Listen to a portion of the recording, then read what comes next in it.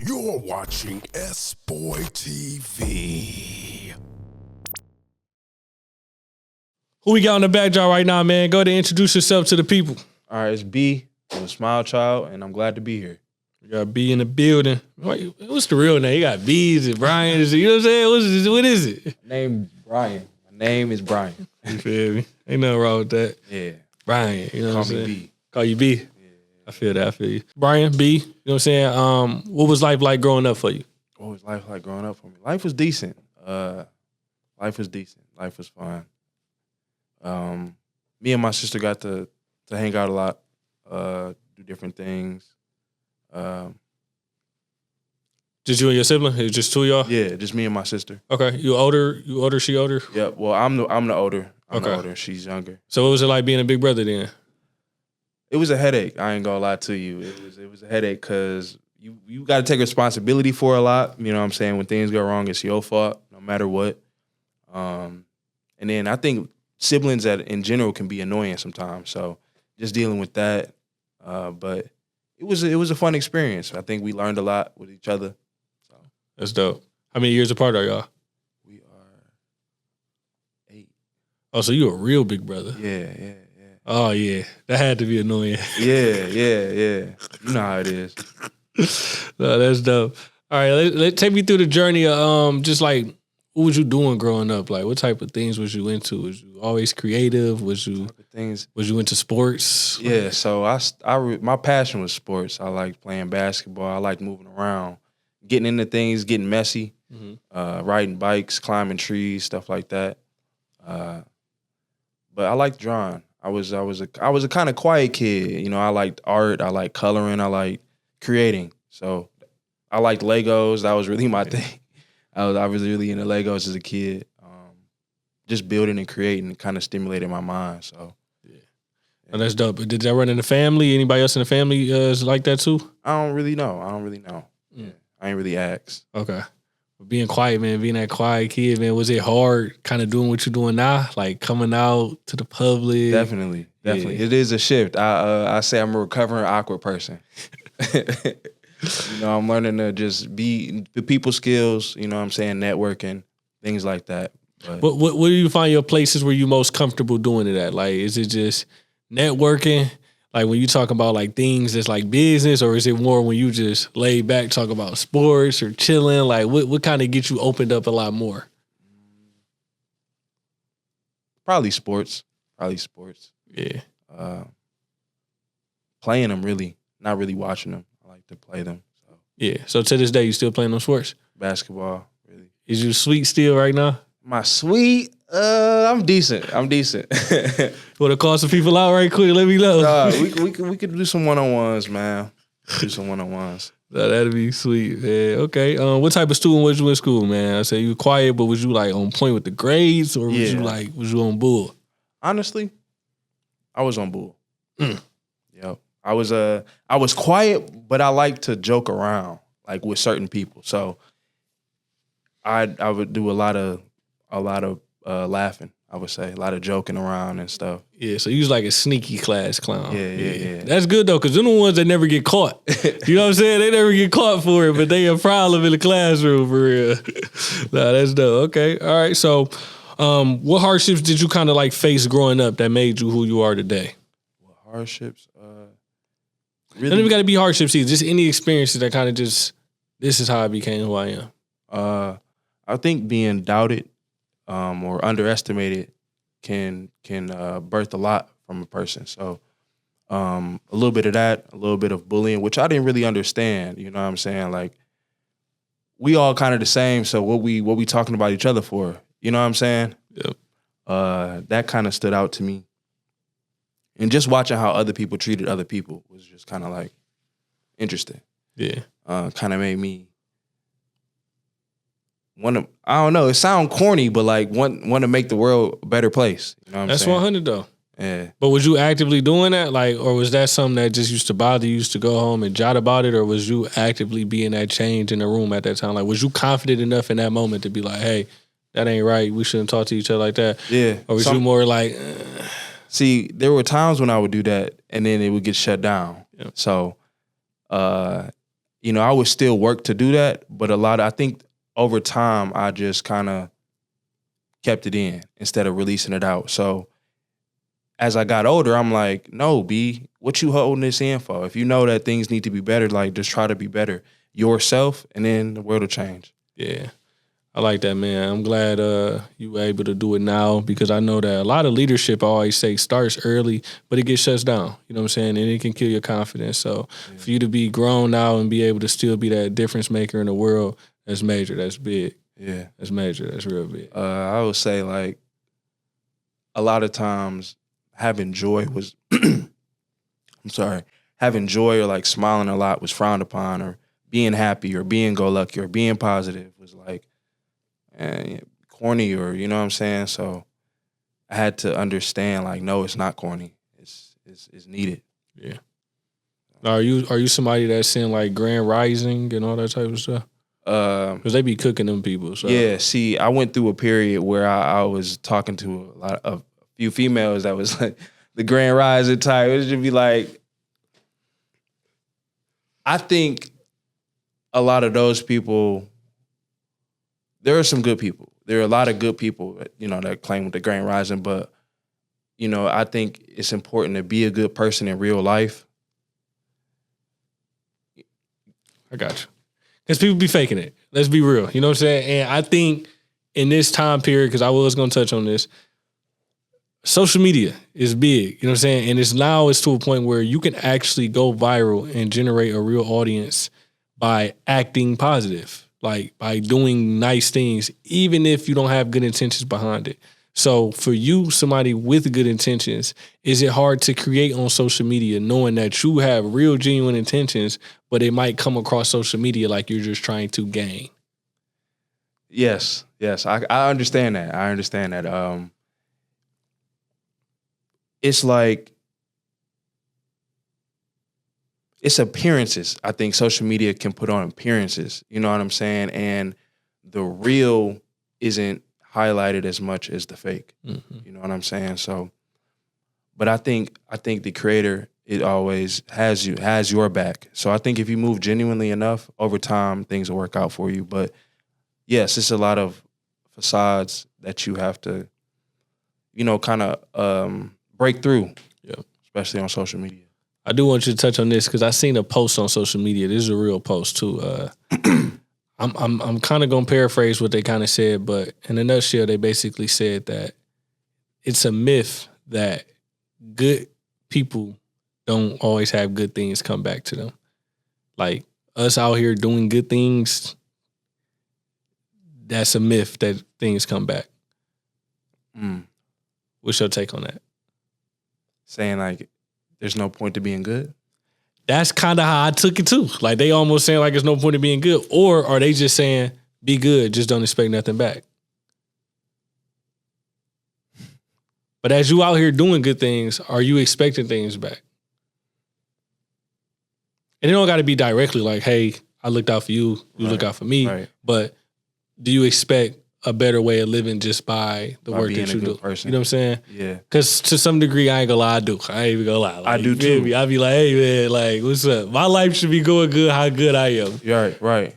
I believe that. And I'm gonna say this. It might not be the world that gives you what, you know what I'm saying? The Bible says that if you are a good person, God got you. You know what I'm saying? And I noticed it too. Just being a good person, like you might find $10 on the ground when you need it. Somebody might randomly look out for you or give you some food when you're hungry. Things like that. I remember it was a week in my life where I was kind of like messed up, but I wasn't telling nobody. I'm just kind of thugging it out. And I remember for 3 days straight, people offered me food.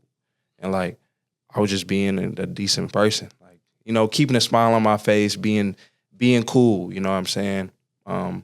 So I think it pays off in the end. But in the world's view,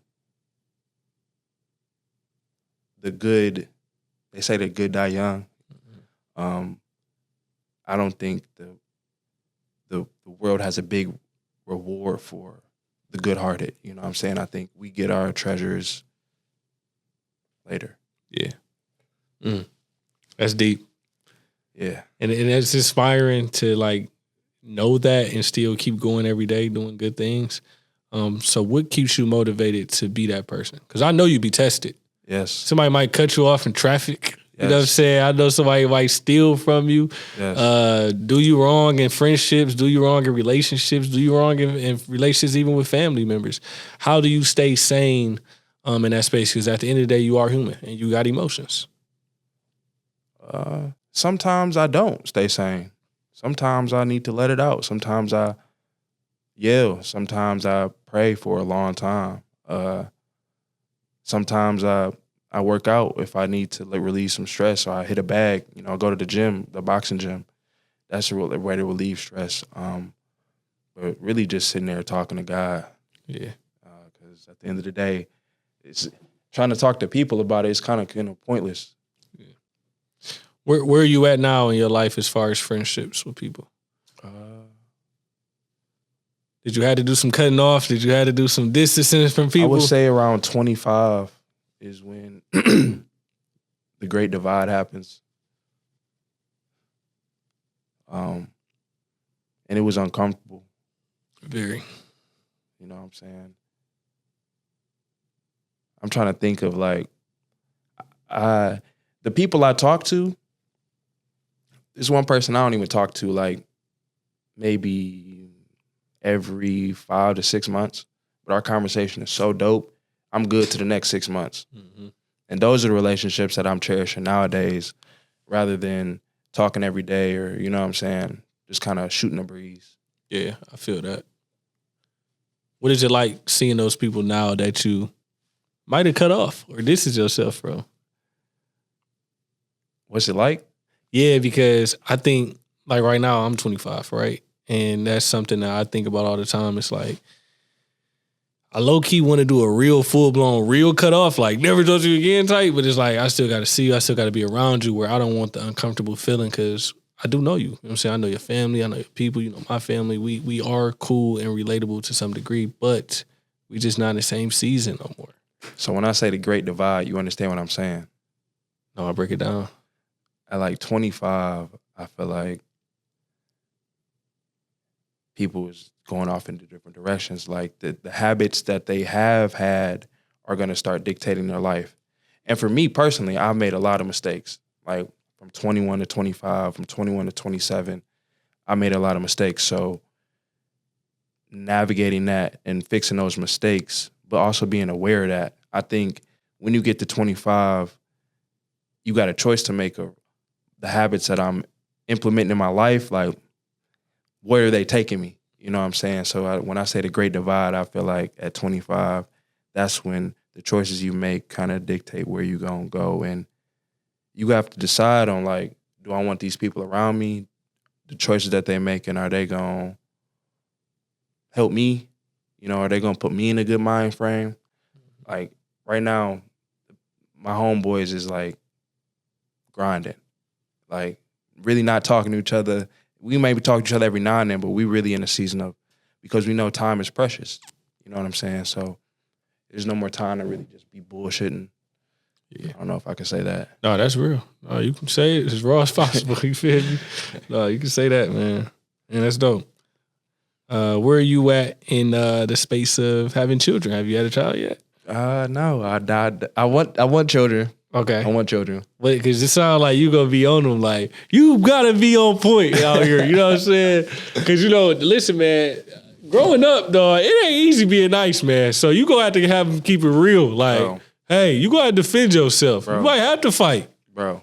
See, and I had to learn that nice guy, it's not gonna work out. Hey, man. No. It's not gonna cut it, bro. And in some relationships with women, they don't want that. So you really are gonna have to have some backbone where you say, yo, this is my boundary. Like, you're not about to play with me though. Yeah. You know what I'm saying? So balancing that, I know that's tough. You know what I'm saying? But I'm sure that you will be able to have a way to instill that into your future children. Mm-hmm. So what are the mindsets now? Like, are you actively putting yourself in position so when the moment does happen where you mentally are ready to be able to be a father to a child? All right, so ask the question again.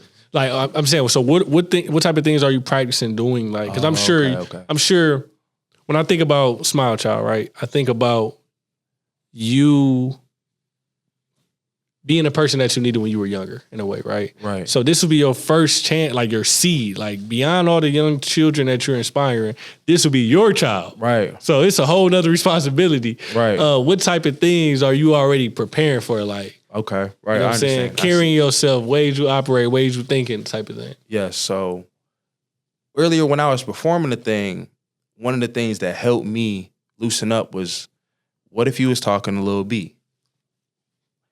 What if you was talking to the little Brian? And oh my, I'm so glad you asked that question, because over the last, I'd say 6 months, was one thing that's been motivating me is I remember being a kid and walking into a room and looking at the different adults and being like, oh, they got their shit together. Mm-hmm. Oh, they don't got their shit together. You could feel it. You don't even gotta, you could feel the adults that had their shit together. So as I'm becoming an adult, I'm like, am I walking with my chest up or, out? Am I speaking up? Am I talking fluently?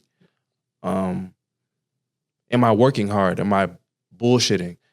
One of the things that's I'm working on right now is doing the right things behind the scenes, doing the right things behind the closed doors, because when nobody's looking, that's when the difference is made. And I'll be honest with you, I was bullshitting with that for a long time. Whenever I could bullshit, I was bullshitting. Yeah. But I think at a certain age, you just gotta be like, it's no more of that. Yeah.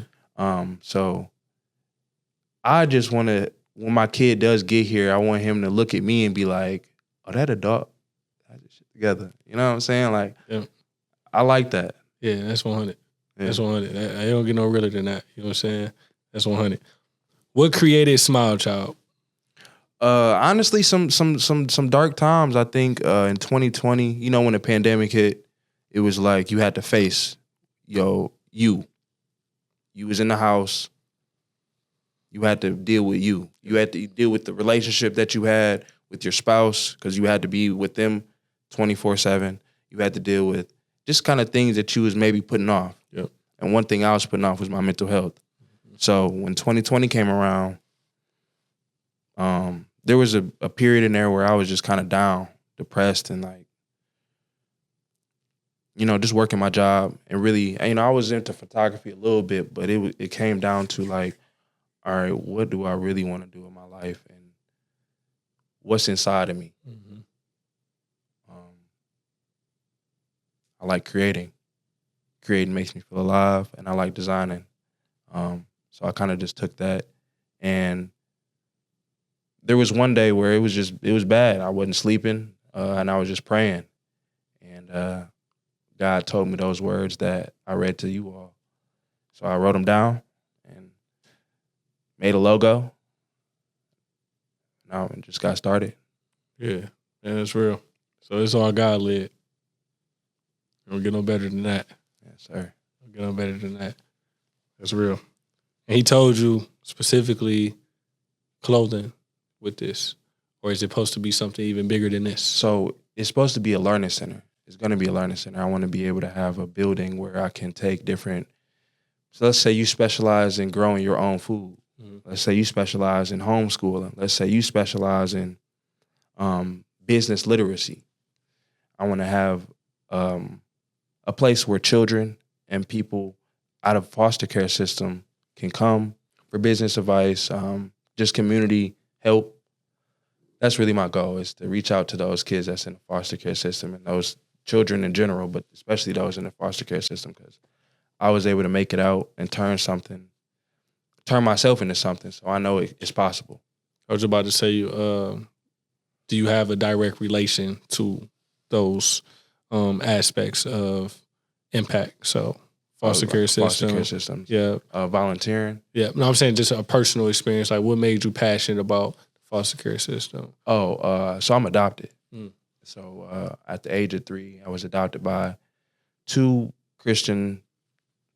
Black, beautiful people, and they was able to raise me and kind of show me how to be a decent human being. And I know a lot of people don't have the opportunity. So I just want to give back. I want to get to this bag and I think it's Andrew Carnegie who said, I want to spend the first half of my life acquiring wealth and the second half of my life giving it away. So that's the goal. And I feel like clothing, people like putting it on. So Yeah. That's dope, man. Man, that's deep. I ain't know the story go that deep. Man. Oh yeah. That's deep, man. It's deep. It's So- bigger than clothing, but I feel like, you got to start somewhere. Yeah, for sure. And then even being adopted, when did you, like, what was the age, if you're comfortable sharing, what was the age where you actually knew that, hey, these are my real parents? I kind of don't remember, honestly. I'd say around 5, 6. 6. Yeah. Because I'm meeting more and more people. I'm just so crazy. I got so many regrets in life because the older you get, the more you learn, right? So I remember all the jokes we used to say about different things growing up. Just we had a lot of body shaming jokes on people. We had a lot of adopted jokes on people, foster parents. We had a lot of just people that lived in poor neighborhoods and things of that nature. And you get older, you just realize so much. So you just be like, man, I wish I could take all that type of stuff back because you learn so much about it. So that's why I always encourage people who do have a voice to share the things that they've been through so people can really understand the real about it. Because when you're young, I wasn't able to make out what I was going through to be able to tell you like, hey, this is really not funny because this is this. Yeah. But now that, you know what I'm saying, people looking up to being able to speak on that, they'd be like, dang, I got to apologize to dude in my class. You know what I'm saying? Stuff of that nature. So just being in that type of space, though, growing up, I know that the person you are today can definitely inspire more future children that actually come up in the same type of circumstance that you came up in. So it's a blessing that you are in this space right now, even in a way of giving back like that, though. So just wanted to give you your flowers for that, though, for sure. Appreciate you. One thing I want to focus on this summer is actually volunteering my time. I have to work a lot, you know, bills don't stop, but this summer I want to free up my time to start volunteering at these different places, you know what I'm saying? Start showing my face, you know what I'm saying? Really building that up. Yeah, no, for real. And I also want to also let you shine some light on the parents that took you in. Just be able to get them their flowers too. Just because the environment a child grows up in is everything, right? So to know that you were like one family away for not being the person you are today, you get what I'm saying, bro? And it could be two totally different people. You know what I'm saying? You could literally be two totally different people just from that one decision of, hey, I'm in this. You know what I'm saying? I'm assigned to this household. You get what I'm saying? So I always want to give flowers to people who's even open to being somebody in the life that say, hey, I want to take the responsibility of taking care of somebody else's child, and I want to be able to change their life. So go ahead and get their flowers right there, man. That's heavy. That is. Michelle Leaphart, Eldon Leaphart. They didn't have to do what they did. They adopted me and my sister. That's a blessing. Yeah. Because like you said, it's like you this close from a different future. My original biological people was, so, you know, during the 80s and 90s, they was like, they flooded the, vibes. Gotcha. So, so it was like, it was either that or this. And what, bro? I'm getting chills in my body thinking about that. Like, this close, bro? Yeah. So shout out to them for real. Mom's a minister. My dad's a deacon. So we was in church every Sunday. Like, every Sunday, every Wednesday, we was there setting up, breaking down. We was in church. Yeah. And that's where I met my best friend. Shout out to Shay Thompson. Dope. We met at 3. Or I'm sorry, we met at, I was 5'6". She was a little bit older than me, but to this day, that's my best friend. But we met in church, so shout out to her. But yeah, man, is a blessing. Yeah. I thank God every day. During 2020, I think I was praying. I still try to do it, but that's when I started praying like 7 times a day, like being disciplined with that, because I know that you got to give thanks. Yeah, got to. It's 100, man. God is good, man. You definitely. We're looking at a live testimony. You know what I'm saying? We're looking at proof right in front of us. So, Let's get out of this a little bit. Let's touch on you exercising because I see you be in your bag, man, on the push-ups, man. How many push-ups you can do, man? Quick, probably what you max out at? Max out? I ain't did a max in a minute. All right. Yeah. You know what I'm saying? We got a little push-up challenge we about to start doing. So just seeing if you was ready for that energy. All right, what? Not with me. I'm talking about somebody else, not me. I ain't ready for it yet. I'm coming though. right. You feel me? I'm coming, but I'm just seeing if you was ready for that energy. I heard you say one-on-one on the basketball tip, but we are going to start having some push-up challenges. Okay. Artist versus artist, creative versus creative. Get a pull-up bar in here. Pull-up bars too. Okay, we get it all that. All right. You better be ready though. Don't ready. get the second. You know what I'm saying? I'm ready. All right. Ready. No, that's dope, man. Where do you see yourself 5 years from now? 5 years from now, honestly, man, I kind of want to lead the country. But I want to have citizenship here, of course. I want to, but I want to have citizenship in like Bali or think about Tokyo too. Yeah. So what's wrong with America, bro? Like what you doing, bro? Like. I just, bro, like this is a crazy place. America's a crazy place. And I feel like 5 years from now, about to be even crazier. So just having the option of like, all right, I'm gonna dip out for a little bit. Yeah. You know what I'm saying? But financially, I just see myself being able to do things like traveling and, a little bit more time freedom. Yeah, no, I feel that. Yeah. That's dope though. Out the country. A little bit bigger. Yeah, sure. You know what I'm saying? Get the muscles going. You know what I'm saying? Yeah. No, that's dope, man. The creative scene in Detroit is popping too, man. Where do you see yourself fitting in that right now? Because I know it's a lot of people creating. And I do know that you be getting in the mix and kind of moving in different scenes. How you feel like the creative scene is here? Do you feel like it's support here? Do you feel like, I probably need to take this out the state? And like, how you be feeling? Keep it real. Keep it real. I feel like it's getting a little bit better now, but maybe a couple years ago, it was definitely a lot of gatekeeping. Definitely a lot of, I got this bag and I'm not sharing the secrets of this bag. But yeah, I feel like certain areas may become oversaturated, but you just got to do more to stand out. Yeah. So that's good. I like how you put the accountability back on yourself too. Like, no, I just got to do more. You just got to do more, bro. Yep. You just got to do more. That's real. I'm sure you learned a lot so far, man. What would you say is the biggest thing you learned on your journey, though? Remember the end goal. Don't rush. Don't quit. Don't rush. Don't rush. Don't quit. Don't rush. Remember the end goal. Don't rush. Don't quit. Don't quit. Don't rush. You must have been doing. You must got to hear that every day for yourself. You like that's all like personal affirmations. Like, Man. like you try to beat it in your head. Like, listen, don't rush, don't quit. Remember the end goal. Don't rush. You got to though, man. I feel that. You got to drill it in, bro. Yeah. Because you get on social media and then you might feel like you behind. So let me rush. Don't quit. Like, okay, I ain't make $1 million yet. Damn, let me put this bitch down. Don't quit. So yeah, those are things. But I had to learn that. Like when I first started, I kind of was like, I was rushing, and I thought I was just gonna turn around and make $1 million. You know what I'm saying? But it's a long game. Yeah. So I have to understand that. Yeah, man. Take your time. You know what I'm saying? You said it though. Don't rush. Don't quit. Remember the end goal. Yeah. That's the word for the day. I like that. You know what I'm Yeah. saying? I might use that one. Remember the end goal. Yeah, that's Because what the end goal wasn't to.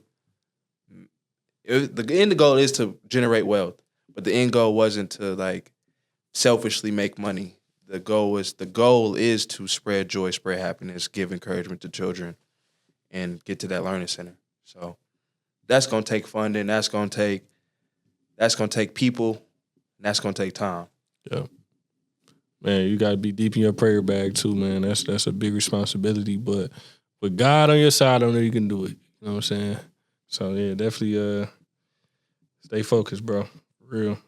All right. So what advice would you give to somebody that's watching right now? I want to set the tone for you so you can talk directly to somebody. This person is not confident, and they also don't know what they want to be in life, but they're 18 years old and it's time to start real life. What advice would you give to them? Ask yourself what keeps you up at night, even if it's video games. Start a Twitch. I was just about to say that. They gonna tell you video games, but that was 100 though. Start a Twitch. Because or if you're a little bit older, what keeps you up at night, bro? Like, do you like ice cream? Try to make some ice cream. Biggest piece of advice. What keeps you up at night? I like that though. Cause it be that small thing that you ain't you might stay up all night just be scrolling on social media. And there's something that you can do with that though. So that is fair though. What keeps you up at night? Because that's what already got your attention. So you just saying leverage was already got your attention. Yeah. If you don't know what you want to do right now, at least leverage what already got your attention. Yeah. If exactly. I can't even say it. Yeah, no, that it just put. I'm over here listening like, hey, look, that's some good game. You know what I'm saying? It be them simple things that just hit. You know what I'm saying? So yeah, what keeps you up at night?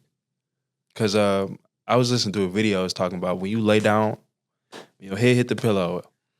I'm pretty sure you could attest to this, but you start thinking about every decision you've ever made, or you start overthinking the decisions you made today or what you didn't do today or tomorrow. Or when you lay down at night, your brain just starts going. It starts thinking, it starts imagining and putting you in different scenarios. And like, your brain is an amazing thing, honestly, but at night it goes crazy. So, just pay attention to what your brain focuses on at night, and then you change. Yeah, you got it. Yeah, that's real. Well, y'all hear that, man? Y'all hear that, man? If y'all need some free game like that, man, tap in with B, man. B, man, before you roll out, bro, let the people know where they can follow you at so they can stay connected with you. Boom. I'm on Instagram at smilechild.inc. You can also follow my personal page at Become King, but it's a dot after the B. So B dot Become King or Ecome King. So yeah. That's real. That's dope, man. B, Smile Child, we out.